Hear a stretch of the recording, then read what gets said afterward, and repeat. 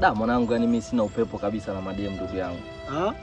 Uwezi amini Zulfa yule mtoto wa geti kali pale. Nimejaribu kumfuatilia juu chini. Lakini dogo anachomoa mpaka sasa hivi. Wewe unafeli wapi mjomba wewe? Labda nataka maokoto sasa nitajuaje. Maokoto gani mjomba, piga swaga.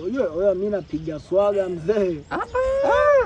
Au sio? Wewe mimi bebe achomoaje kwa mfano? Wewe unataka kuniambia mwanangu hata wewe mwenyewe nikijaribu kutumia nini mistari yako nini naweza nikampata? Dakika moja dakika mjomba, yani uchukue raundi mimi chapu tu. Mimi napiga swaga mwanangu, mimi sijaona. Wewe anapiga swaga. Mjomba mimi napiga swaga kinyama. Sasa mwanangu una kitu.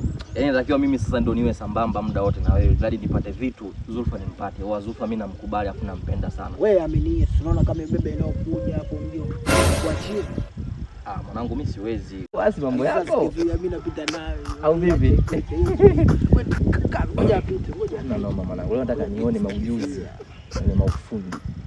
Mambo. Au vipi?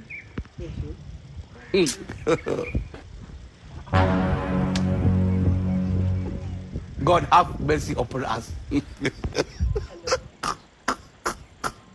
Mambo kwa mara nyingine tena. Kwa vipi? Safi. Hivi hapa ndio kwako? Ni mwenyeji wa menyu haya sana. Hapana kwa kweli. Mjumbe mzee Mvumo unamjua? Namfahamu. Jamani. Huyu ni wewe? Nzuri. Nashukuru kwa kufahamu dada. Asante. Asante pia. Haya.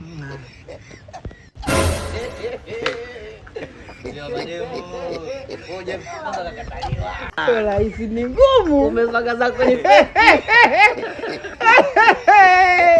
ni ngumu.